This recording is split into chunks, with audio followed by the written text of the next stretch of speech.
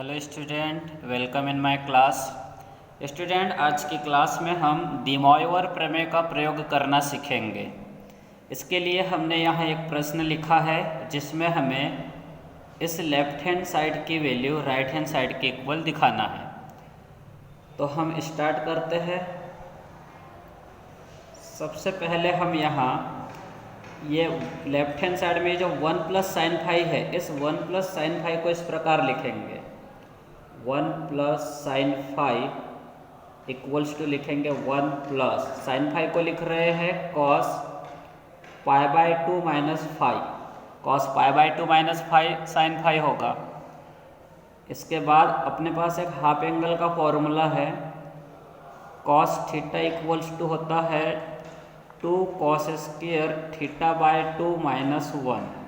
यहाँ थीटा के जगह पाई बाय 2 माइनस फाई है, तो इस फॉर्मूला का जब प्रयोग cos pi by 2 minus phi के लिए करेंगे तो इस फॉर्मूला से cos pi by 2 minus phi की वैल्यू होगी 2 कॉस स्क्वायर।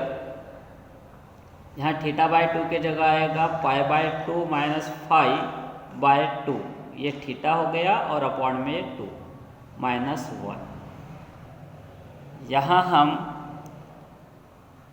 प्लस 1 से माइनस 1 को कैंसिल कर देते हैं, तो यहाँ बचेगा 2 कॉस स्क्वायर। इसे हम pi by 4 minus phi by 2 लिख देते हैं, क्योंकि pi by 2 upon 2 pi by 4 होगा, फिर ये माइनस, फिर फाई अपॉन 2 फाई बाय 2। इसी प्रकार हम कॉस फाई को भी लिखेंगे। कॉस फाई इक्वल्स टू लिखते हैं sine pi by 2 minus phi. Sine pi by 2 minus phi cos phi होगा।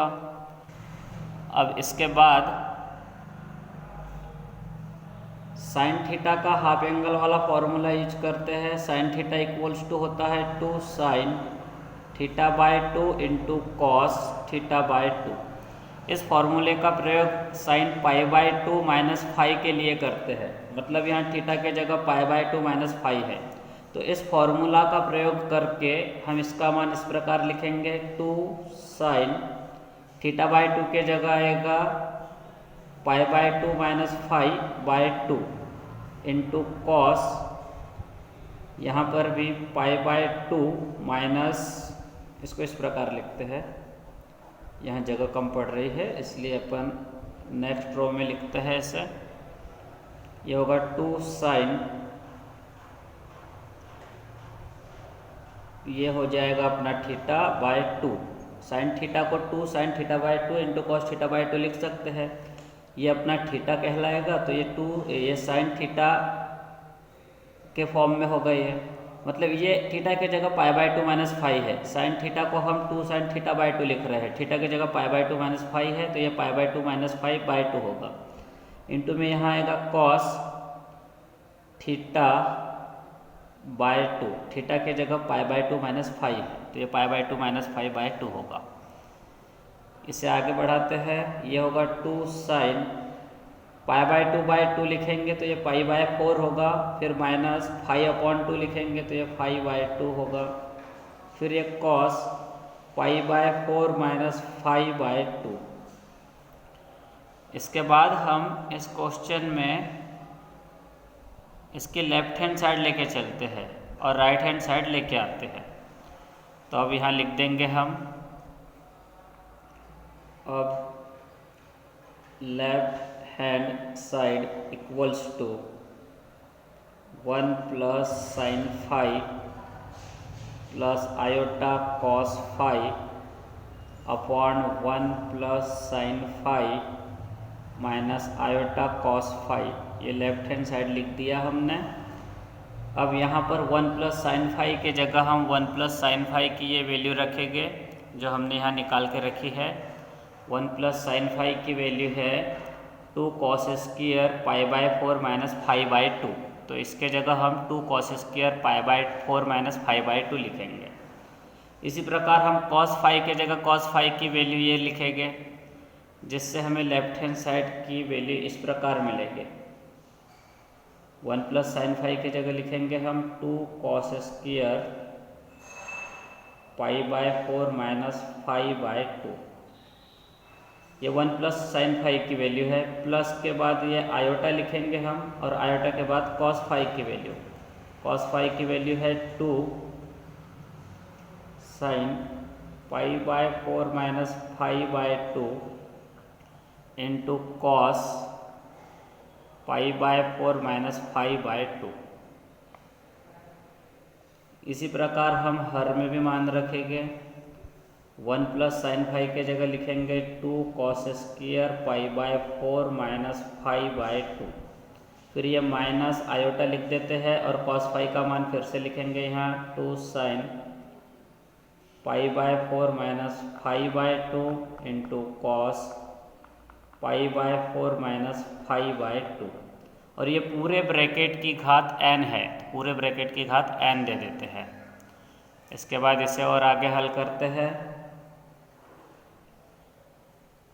2 cos pi by 4 minus phi by 2, इन दोनों पदों से कॉमन ले लेंगे। 2 cos pi by 4 minus phi by 2 हमने कॉमन ले लिया। तो ये पहले पद में कॉस की 2 घात है, उसमें से एक घात कॉमन ले लिया तो एक घात बचेगी। Cos pi by 4 minus phi by 2 बचेगा। फिर ये प्लस आयोटा, हमने यहाँ से 2 cos pi by 4 minus phi by 2 common लिया है, तो यहाँ बचेगा ये आयोटा और साथ में ये sine pi by 4 minus phi by 2 बचेगा। इसी प्रकार हर से भी हम 2 cos pi by 4 minus phi by 2 common ले लेंगे, तो यहाँ हर में बचेगा cos pi by 4 minus phi by 2 minus iota sine pi by 4 minus phi by 2। और ये पूरे ब्रैकेट की घात n है, तो पूरे ब्रैकेट की घात हम n लगा देते हैं। इसके बाद ये 2 cos pi by 4 minus phi by 2, ये 2 cos pi by 4 minus phi by 2 से कैंसिल, मतलब अंश का ये कॉस हर के कॉस वाले फंक्शन से कैंसिल हो जाएगा। फिर बचे हुए फंक्शन को लिखेंगे हम। तो कैंसिल करने के बाद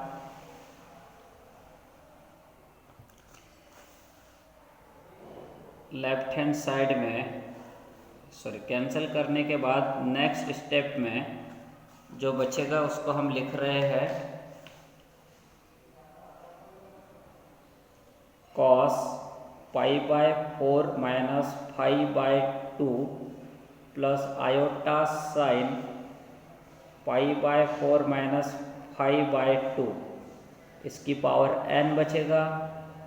और हर में cos pi by 4 minus phi by 2 minus iota sine pi by 4 minus phi by 2 की पावर प्लस n ही होगी। अंश और हर दोनों को एक ही ब्रैकेट में लिखकर इसकी घात n लिखा था हमने पिछले स्टेप में।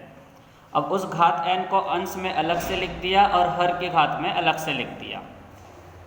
अब इसको आगे बढ़ाएंगे।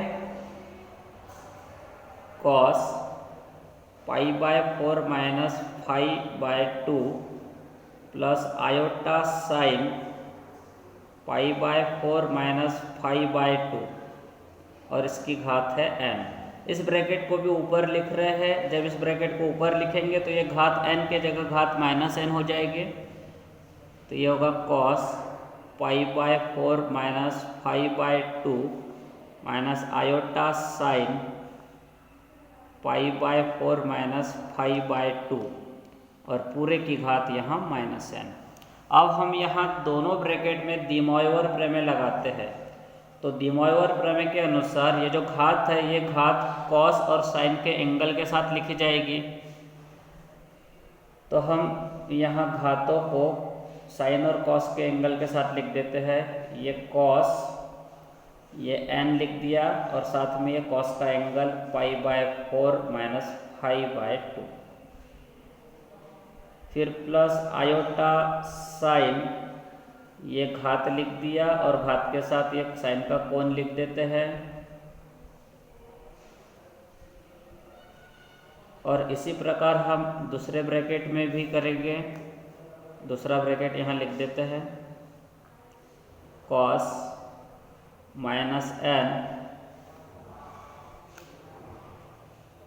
π/4 minus 5/2 minus iota sine minus n π/4 minus 5/2, ये ब्रैकेट क्लोज।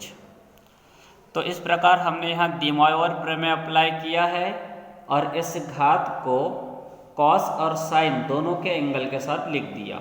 इसी प्रकार यहाँ पर भी इस घात माइनस n को cos के एंगल के साथ भी लिख दिया और sin के एंगल के साथ भी लिख दिया। ये है de Moivre प्रमेय। de Moivre प्रमेय से अब हम स्टेप को आगे बढ़ाएंगे। ये cos इस n का अंदर मल्टीप्लाई कर देते हैं तो ये होगा n π/4 माइनस n π/2 प्लस ये आयोटा साइन, यहाँ पर भी n का इस ब्रैकेट के अंदर मल्टीप्लाई करेंगे तो ये n π/4 माइनस n π/2 होगा। सेकेंड ब्रैकेट में इसे इस प्रकार लिखते हैं, cos minus theta cos theta ही होता है। ये जो है इसे अगर हम थीटा पढ़ के देखें तो ये cos माइनस थीटा कहलाएगा और cos minus theta cos theta होता है, मतलब ये cos n π/4 माइनस 5/2 होगा। तो फिर इस cos n π/4 माइनस 5/2 को हम इस प्रकार लिख देंगे, n π/4 minus n 5/2, cos minus theta cos theta. तो ये cos थीटा लिखना था, मतलब cos इतना लिखना था। तो इसको लिखते समय भी हमने इस n का अंदर मल्टीप्लाई कर दिया और cos माइनस थीटा को cos थीटा लिखा।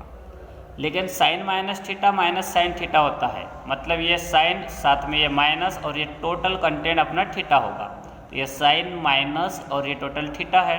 sin माइनस थीटा को हम माइनस sin थीटा लिखेंगे तो वो माइनस इस माइनस से मल्टीप्लाई होकर प्लस हो जाएगा, साथ में ये आयोटा साइन।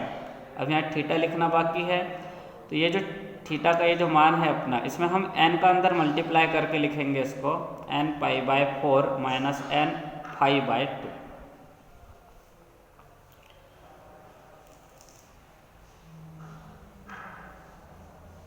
इसके बाद हम इन दोनों ब्रैकेट्स का आपस में गुणा कर देते हैं।